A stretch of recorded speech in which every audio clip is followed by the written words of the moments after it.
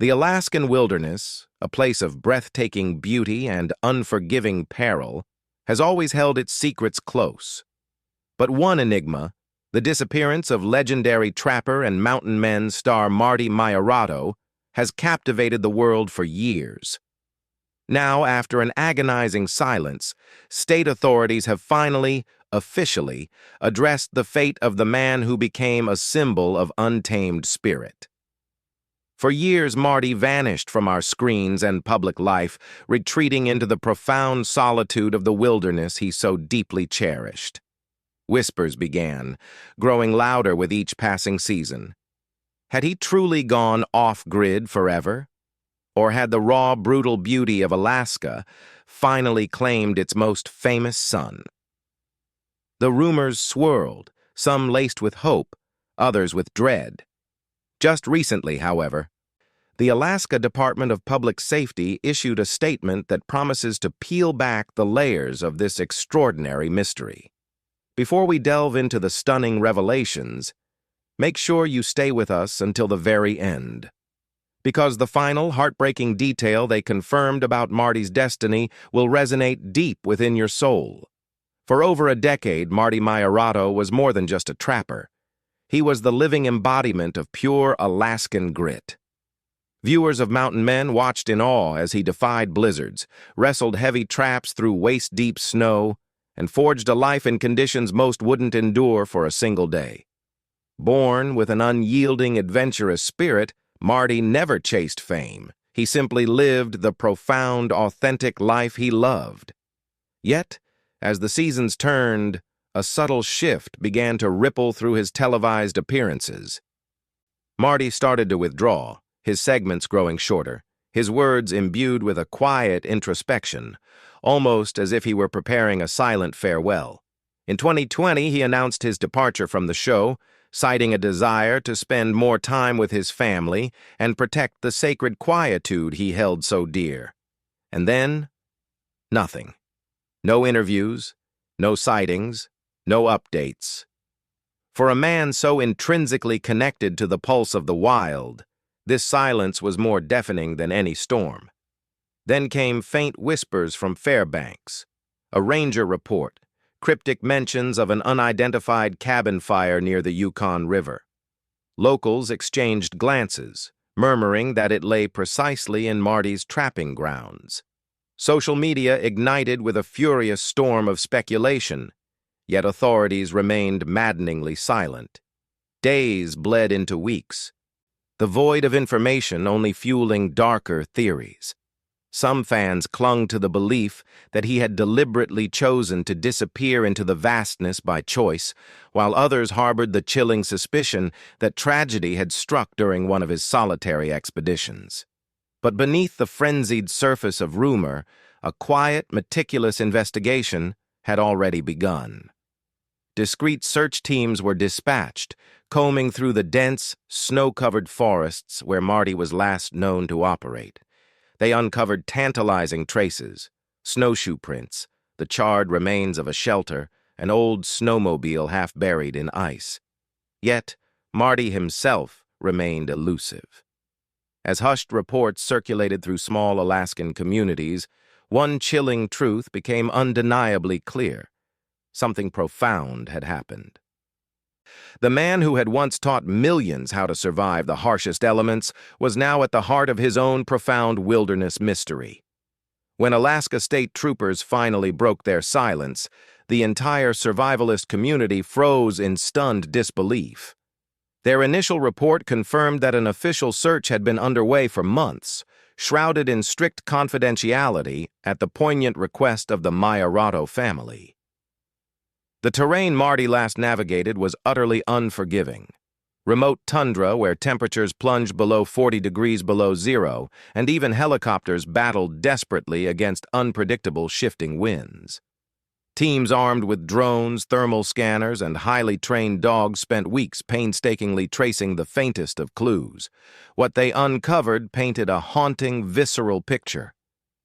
Near the skeletal remains of the burned cabin, investigators recovered fragments of a trapper's sled, tools etched with Marty's distinctive initials, and a charred, yet still faintly legible journal. Inside, the final entries spoke of a relentless deterioration of weather, dwindling supplies, and one chilling prophetic line: "The storm is coming faster than I thought." That single sentence sent shivers down the spines of everyone who read the report. Locals recounted that around that same time, an unprecedented blizzard had descended upon the Yukon interior, a storm so ferocious it was ominously dubbed the White Silence.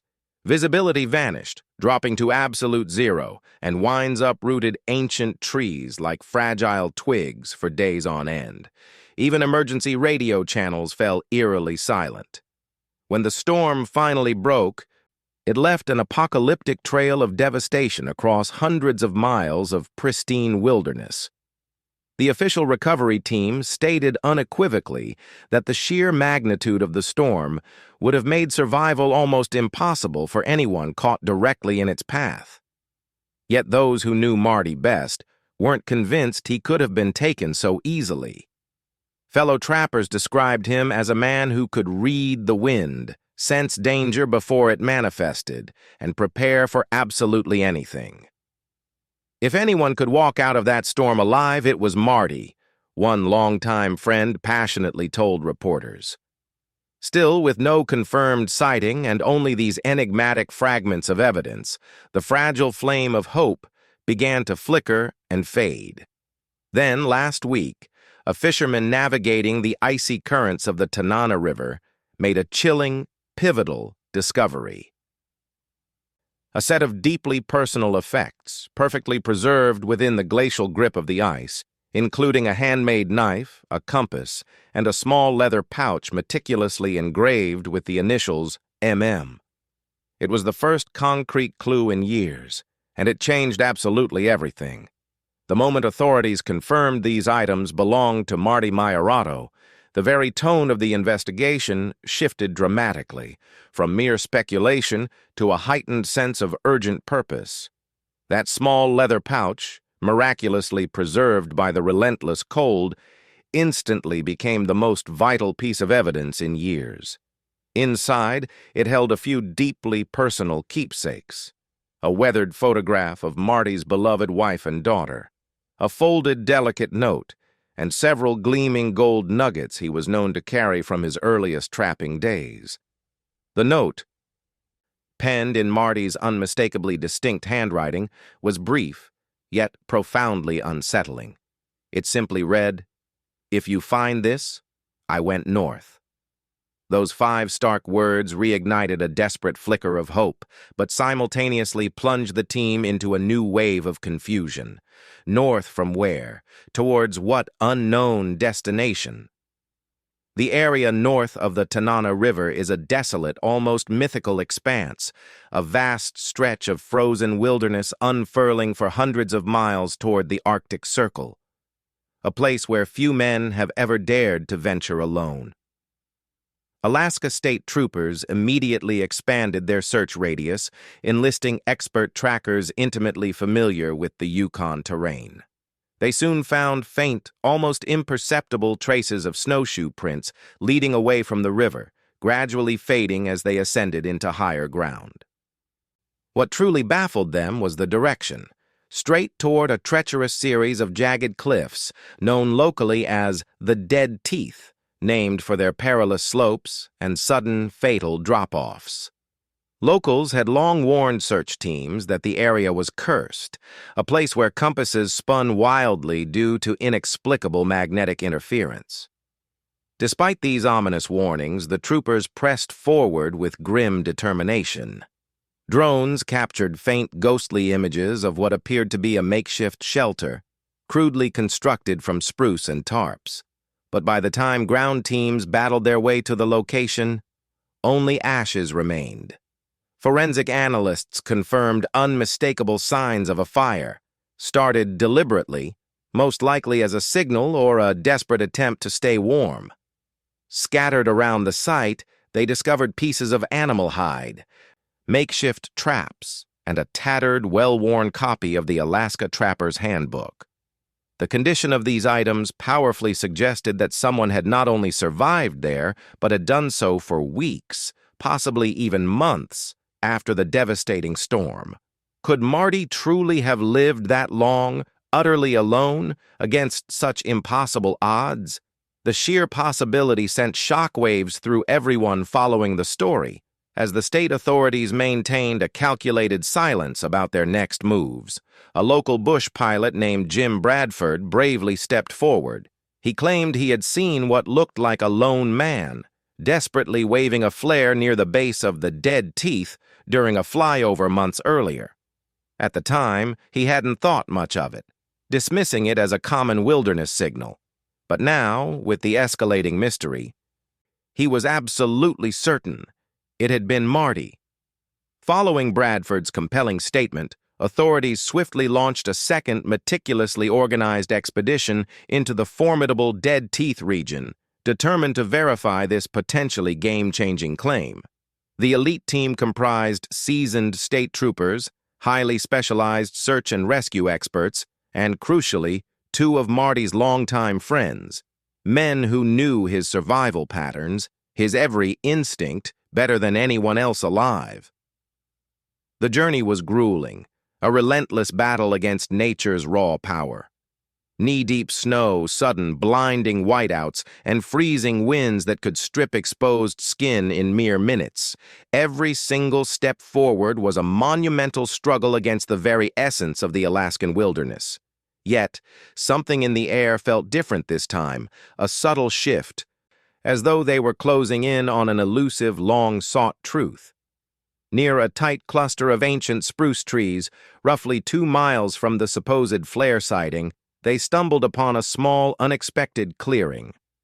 There, half buried beneath the relentless snow, stood a crude, yet undeniably functional shelter constructed from logs and branches.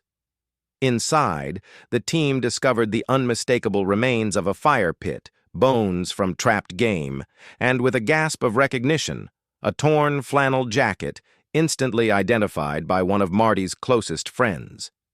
In that profoundly silent moment, they knew. They had finally reached the very spot where he had last stood. The air inside the crude shelter was heavy with unspoken emotion as they meticulously examined the site. Next to the fire pit lay a small, tarnished metal tin, containing notes carefully wrapped in waxed paper, a testament to Marty's meticulous nature, designed to keep them dry. The first note read like a precise log: dates, precise temperatures, identified food sources, and prevailing weather conditions. The entries were steady, composed, utterly classic Marty. But as they neared the end of the log, the tone subtly shifted. The handwriting grew noticeably shaky, almost desperate. One of the final entries read, "Running low on fuel. Cabin destroyed. Still heading north following the sun." That single, poignant sentence hinted at an unbreakable will to survive, even as his world quite literally crumbled around him. Investigators, their resolve hardened, expanded their search once more, following what little trail remained beyond the clearing. But nature was merciless. Heavy, fresh snow had erased most traces of movement, burying them under a pristine, unforgiving blanket. Search drones captured faint, almost ghost-like images of what appeared to be footprints in a frozen ravine, before strong, swirling winds buried them once again, forever. By the time the exhausted team returned to base, a profound weariness had replaced the initial flicker of hope. Yet deep down, none of them could shake the haunting feeling that Marty was still out there, surviving in the only way he truly knew how, quietly, humbly, utterly beyond the reach of the modern world. Days after the last search concluded, Alaska's Department of Public Safety held a closed, highly anticipated briefing. Reporters who managed to gain entry described the atmosphere as somber, yet thick, with an almost palpable tension.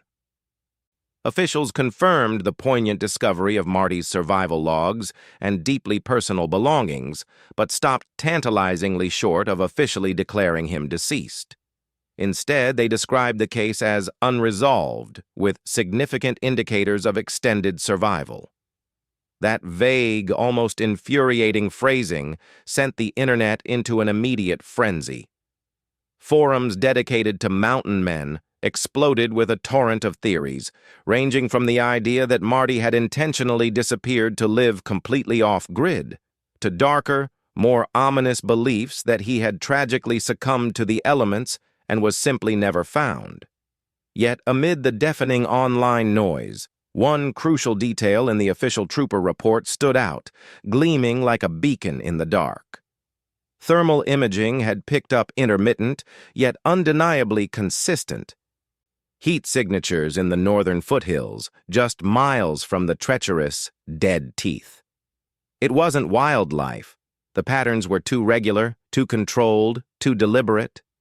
Some search experts cautiously believed it indicated a clear human presence, possibly moving systematically between makeshift shelters.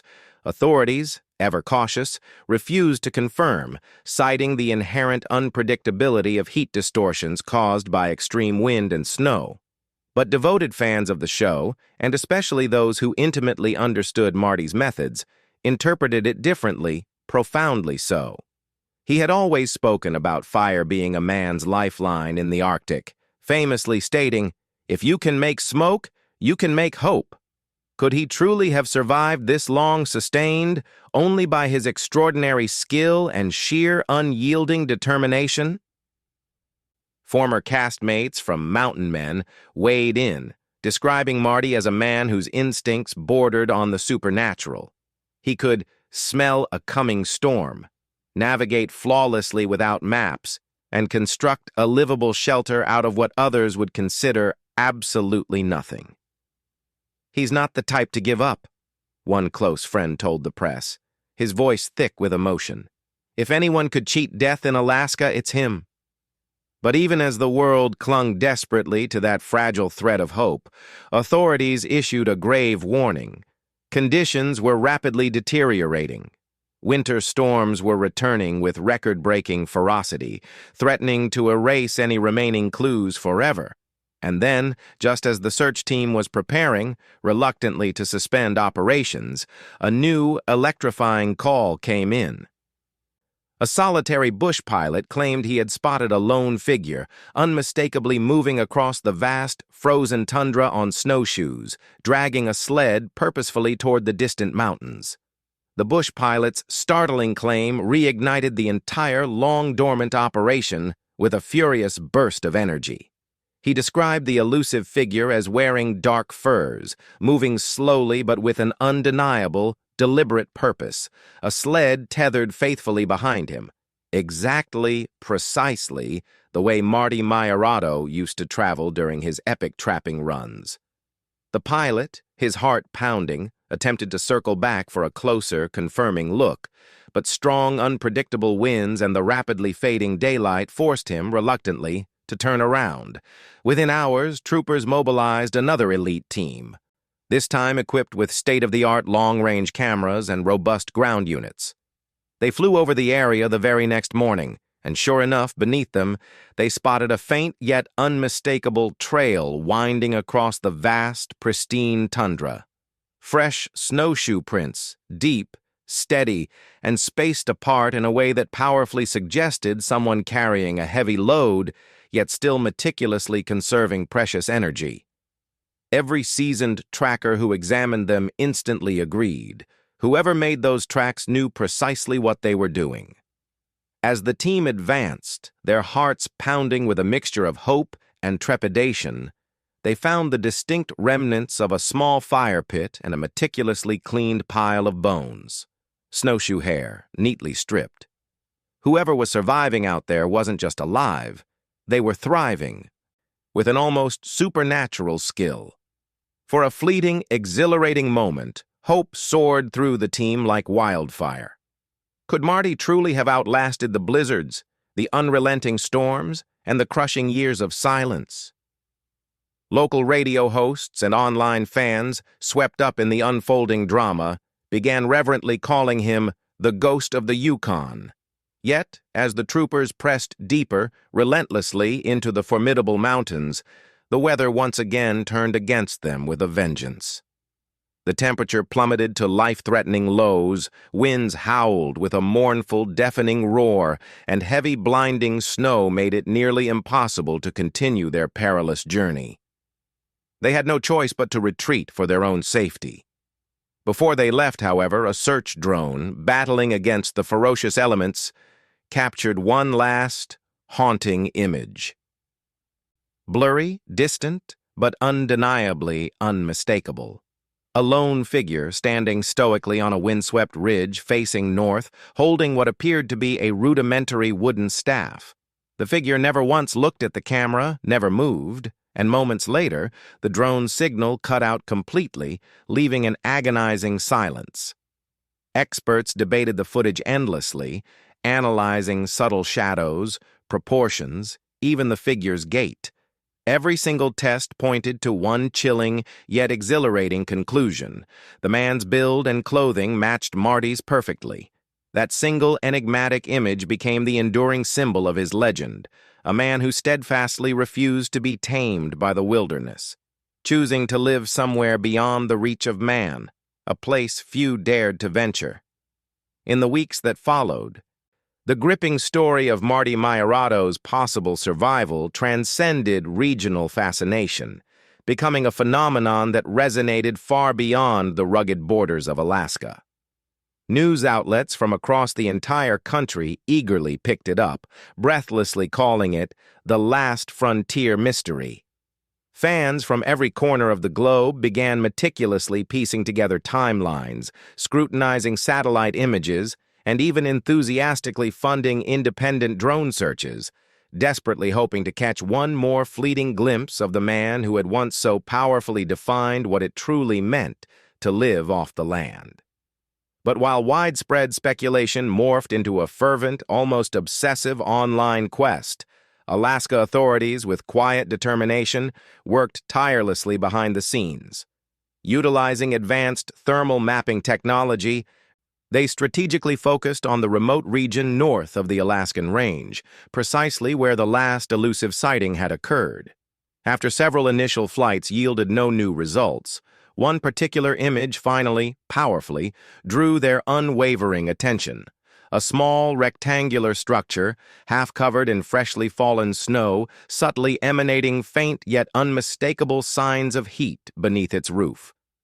Troopers immediately dispatched a small, highly specialized team by helicopter, bravely battling brutal, punishing winds to reach the remote site. When they finally landed, they discovered what appeared to be a simple yet sturdy wooden cabin, expertly constructed from the surrounding spruce trees. A thin, delicate wisp of smoke still curled faintly from a small metal pipe protruding through the roof. The search team approached with extreme caution, announcing their presence repeatedly over loudspeakers, but no one responded. When they finally cautiously breached the cabin door, they found no one inside, only undeniable signs of recent activity. Animal pelts hung neatly on the wall, a kettle still sat serenely above dying embers on a small stove. On the small wooden table lay a single folded note, written in familiar, unmistakable handwriting. It simply read, "Stop searching, I'm home." The signature, clear and unwavering, read, "Marty." The very air inside the small cabin was thick with an almost tangible emotion. The handwriting on the note perfectly matched previous samples. The phrasing sounded exactly, profoundly like him. Simple, calm, absolute. But where was he now? The troopers meticulously scoured the surrounding area, but found no tracks leading away from the cabin. It was as if he had simply vanished into the pristine, unbroken snow. When news of the extraordinary note inevitably leaked, disbelief spread instantly, like wildfire. Some called it the ultimate closure. Others vehemently insisted it was a hoax, an elaborate misdirection orchestrated by someone trying desperately to protect Marty's fiercely guarded privacy. Somewhere, a man who truly mastered the unforgiving land still walks quietly through the ancient snow, watching the ethereal northern lights shimmer incandescently above him, untouched, unchanged, and gloriously, utterly free. For the millions who admired him, who were inspired by his life, it is, without a doubt, the ending that simply feels right. Not gone, not lost. Simply, profoundly home.